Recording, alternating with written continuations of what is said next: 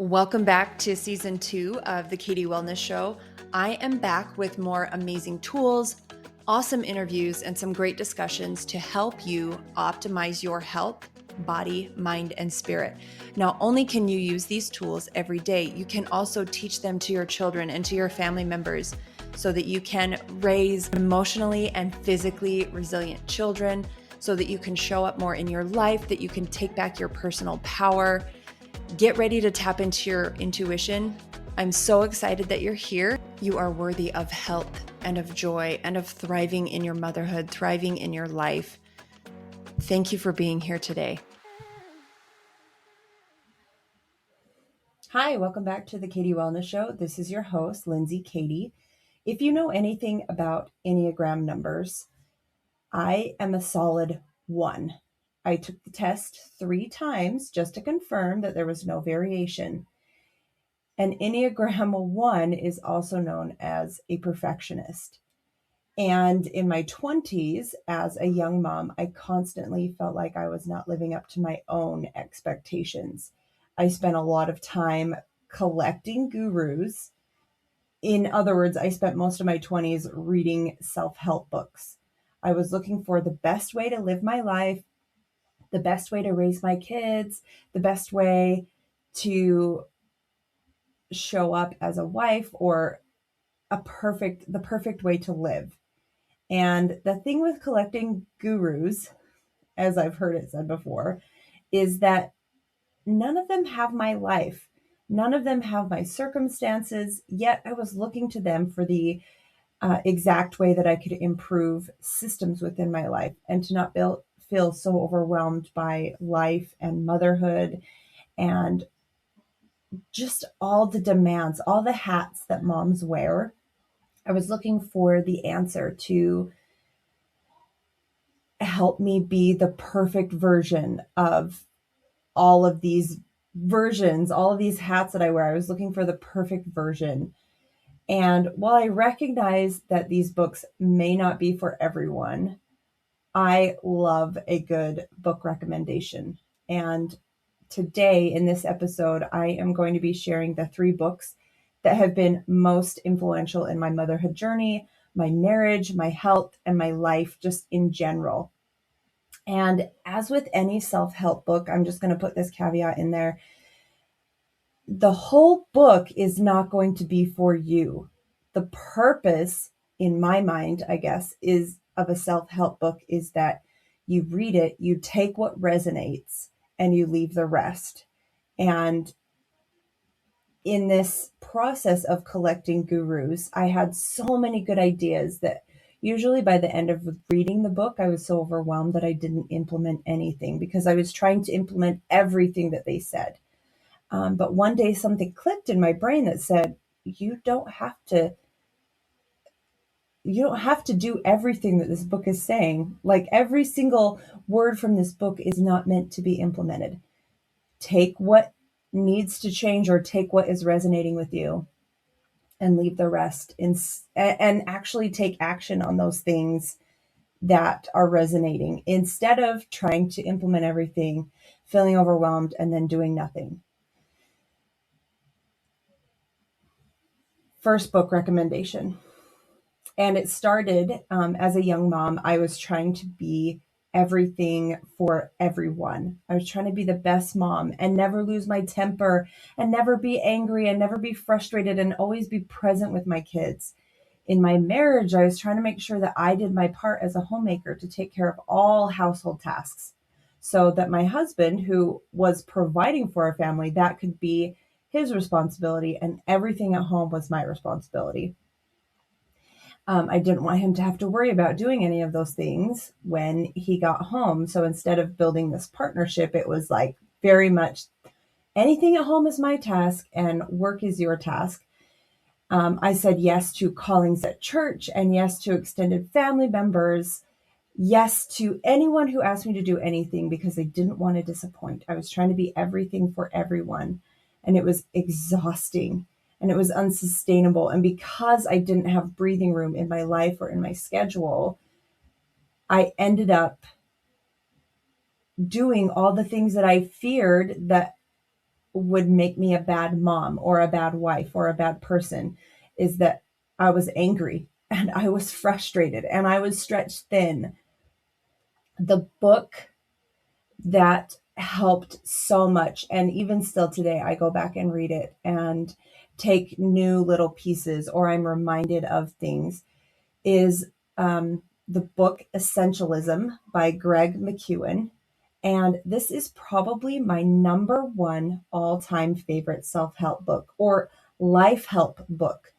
This book has helped me put into perspective what is essential in my life and what I should absolutely be saying yes to. And it's helped me to recognize that everything else is non essential. And I want to share a couple of quotes from this book. Right off the bat, the author is drawing me in with exactly what I needed to hear.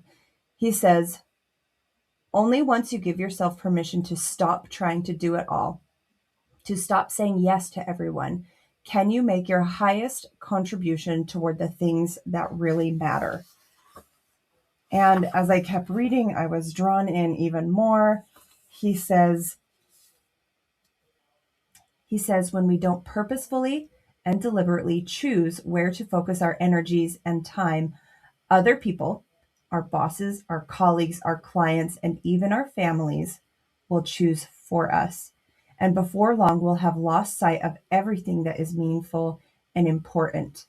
If we are not spending our time doing the things that are meaningful and important to us, that is when we start to build resentment. This book is one of the first and maybe the only books I have ever physically written in to underline and to mark important parts that stuck out to me. This book is divided into 4 sections that help you start to brainstorm and explore ideas that are essential in your life, how to eliminate those things that are not essential in a way that feels aligned with your values. So if you are someone who has a hard time saying no, this book teaches you how to say no gracefully in a way that feels really authentic and without feeling icky, without feeling like, if I say no, this person's going to be so mad. It just simplifies the saying no process. And then the last section is how to execute or continue investing in things that are essential. Finding those things that truly, truly matter to you and saying yes to that more. This book is way more about saying yes to the things that are most important to you and no to everything else. One of my favorite books or favorite quotes from this book is, "If it isn't a clear yes, then it's a clear no." It's a simplified way of helping you to determine, should I say yes to this thing? If it's not a clear and immediate yes, I want to do this. Yes, this sounds fun. Yes, this sounds great. Yes, this aligns with my values. It's a no. And saying no can be as simple as, "Thank you for thinking of me. I really appreciate it, but I'm not going to prioritize that right now." Let's get rid of the language of "I don't have time," because that is a whole nother excuse. Say it how it is. "Thank you for thinking of me. I'm going to have to decline the offer." And he has lots of other suggestions and ideas in the book that are going to feel good for you. So I highly recommend Essentialism by Greg McKeown. The second book recommendation is one that essentially gave me permission to live my life and stop worrying about everyone else's expectations. The author says, "We've had a lifetime." So speaking of women specifically, she says, "We've had a lifetime of believing that our value lies primarily in our ability to make other people happy." Each chapter of this book explores different lies or different excuses that we as women tell ourselves that hold us back from reaching our full potential. And then it debunks those lies to help us discover what the truth is.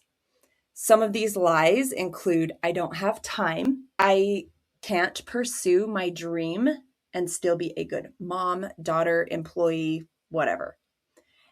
and I'm not good enough to succeed. I'm not enough to succeed. This book is called Girl, Stop Apologizing by Rachel Hollis. If you are someone who feels like they need permission to live your life, which you don't actually need permission from anyone but yourself, I highly recommend this book.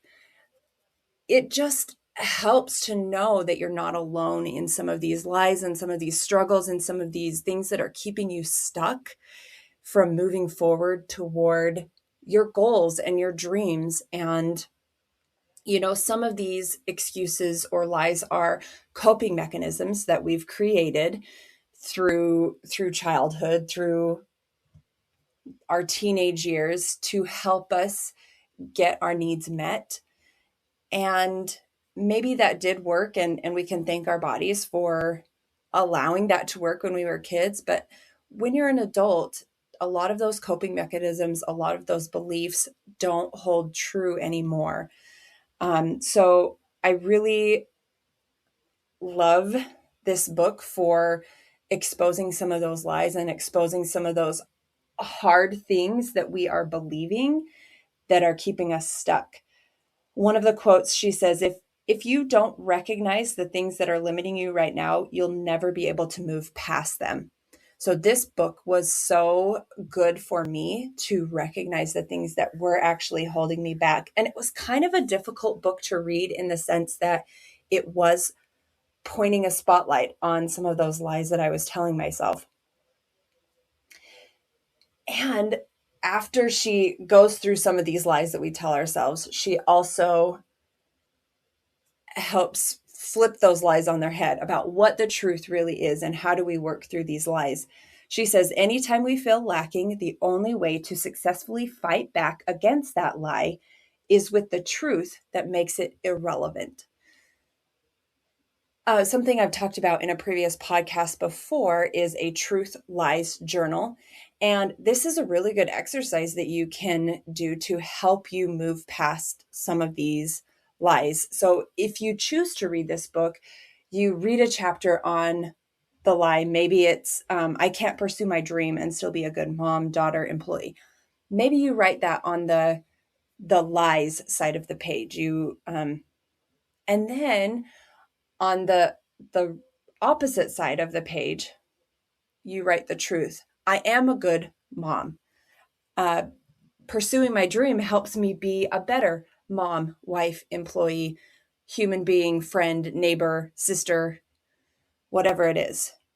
Because when we are pursuing our dreams, we start to feel more self-worth. We start to feel so much more self-confidence as well. This book is divided into 3 sections. The first section is letting go of excuses that keep you stuck. Second section, adopting great habits and behaviors that set you up for success. And last, acquiring the skills necessary to make exponential growth possible. So not only is she exposing the lie, helping you reframe those lies into truth, and helping encourage you on how to keep going, how to recognize those lies sooner so they don't continue to hold you back. I really, really love this one as a wife, as a mom, as a business owner. I have stopped allowing these excuses to hold me back, to prevent me from growing in any of the areas, in any of the hats that I wear. I highly recommend this book, Girl, Stop Apologizing by Rachel Hollis. The third book I'm going to talk about today has been a breath of fresh air for my marriage. This is a book that I first listened to the audio version of this book, and I loved listening to the authors. It's a husband and wife team, and they open up about hard things in their marriage and help to normalize the challenges of marriage. And recently on maybe Instagram, I heard the phrase that marriage isn't hard, that life is hard and marriage to the right partner makes life easier.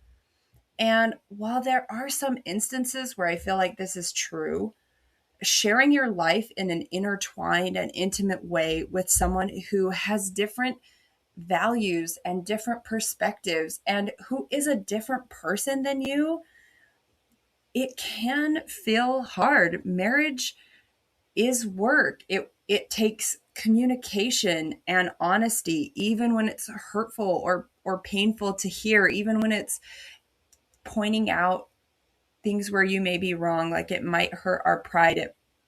Marriage is transparency. Marriage is compromise. Marriage is choosing your spouse, choosing that person again and again, because sometimes, let's be honest, the grass does seem greener on the other side. Sometimes I know I've been caught in the lie of, wow, maybe this would be easier on my own, or maybe this would be easier, XYZ, fill in the blank. Maybe this would be easier. The grass often seems greener on the other side, especially during times of disagreement, or when you and your spouse are trying to work through differences of opinion or differences of beliefs. I really appreciated this book. It's called Marriage Be Hard by Kevin and Melissa Fredericks. And this book is 12 conversations. Each chapter is a different section on things that affect married couples. Things like expectations, communication, sex, jealousy, marital rules, fidelity, fighting, and parenting. And even in this book, there's a chapter on quarantine. And I love at the end of each chapter, there are check-ins to discuss with your partner to see if you're on the same page. And so this is one that would be really beneficial if the husband and wife read together and do these check-ins at the end.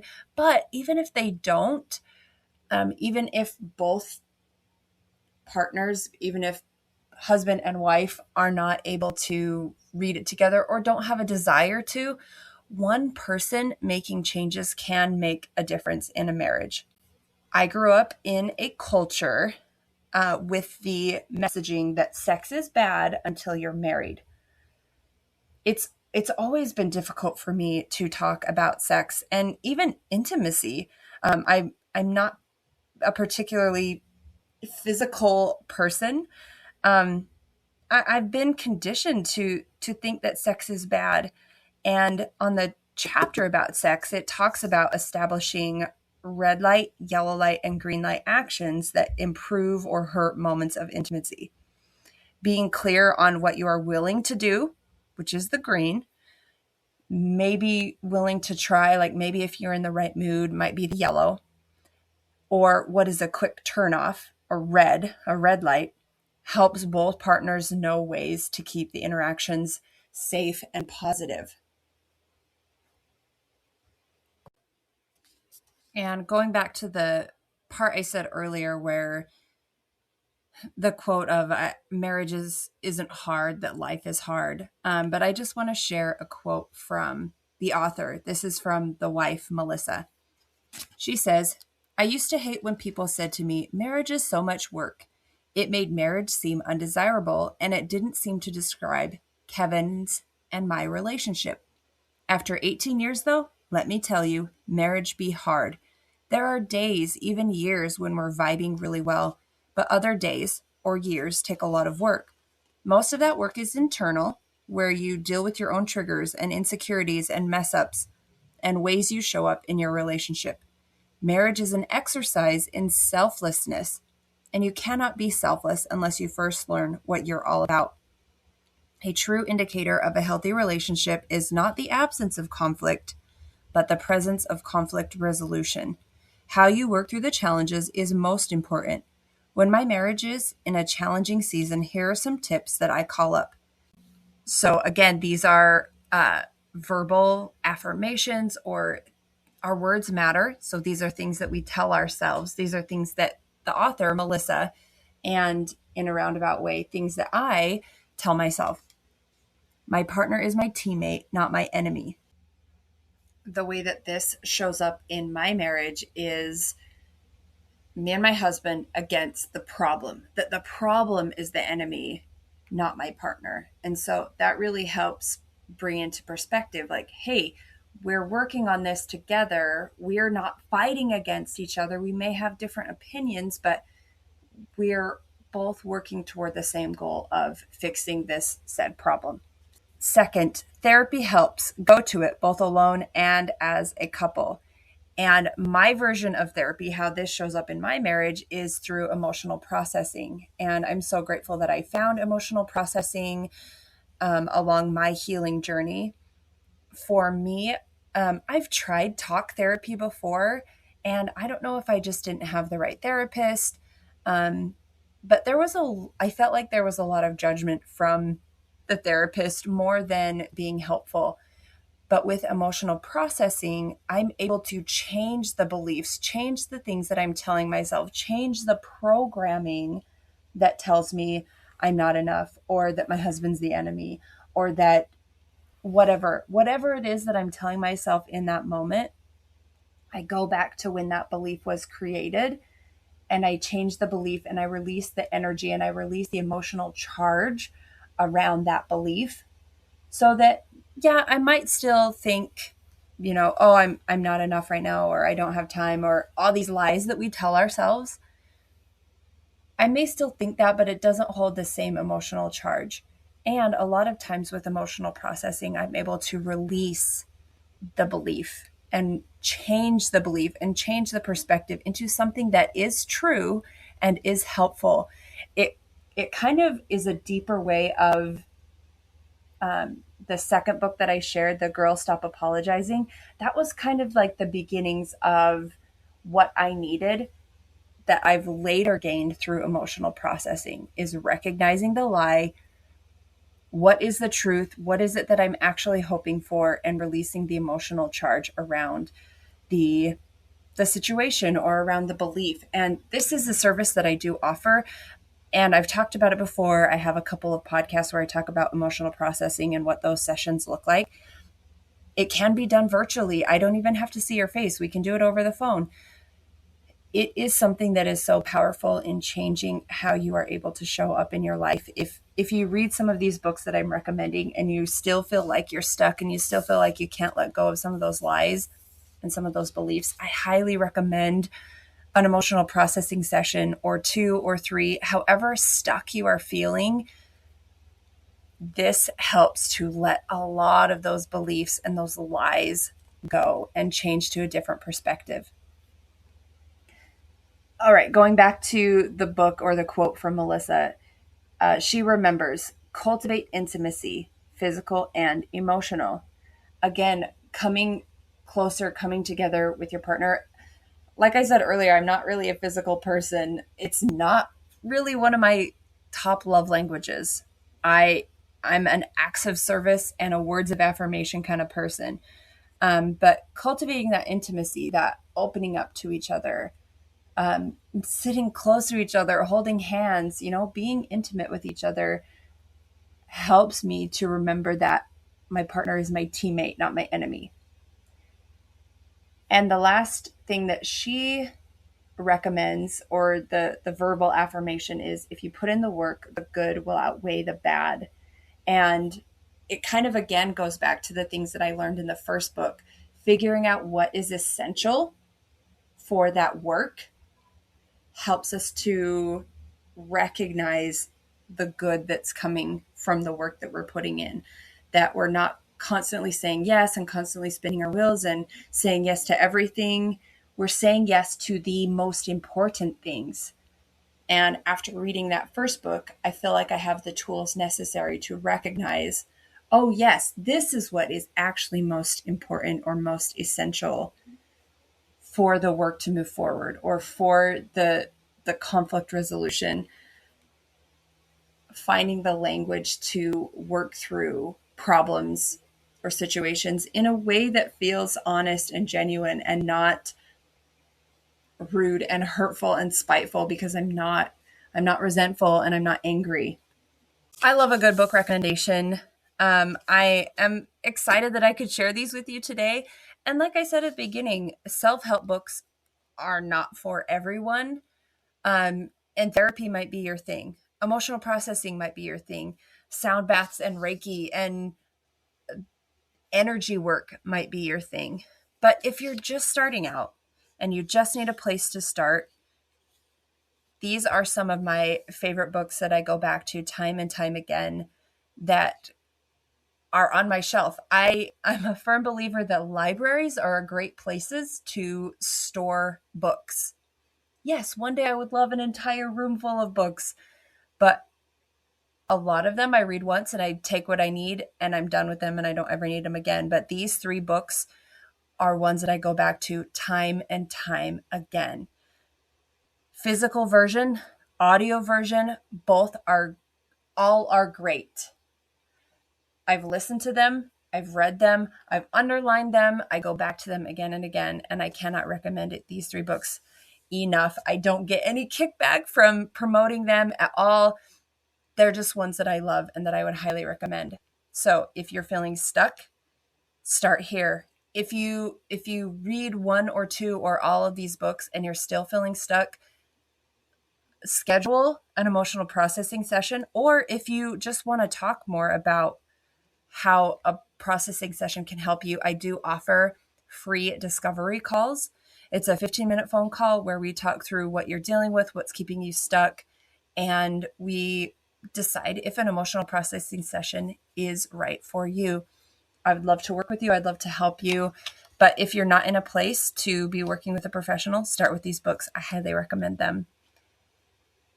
I love you, and I thank you so much for joining me and sticking to the end of this episode. I will talk to you next week. I have a lot of great episodes coming up. I've already recorded a couple. I'm in the process of preparing them to share with you, but I've got some great ones coming up about pet longevity and about adjusting to motherhood postpartum with all the hormones that are raging. And these 2 episodes specifically, I've brought in experts, so I'm really excited to share them with you. And I look forward to hearing from you on Instagram, Katie Wellness, and through my email list. If you are wanting more from me, I share healthy recipes. I share ways to balance your emotions, balance your energy, ways to improve your life in little manageable, doable tasks, and also how to teach these things to your family. So I can't wait to interact with you more, and I will talk to you next week.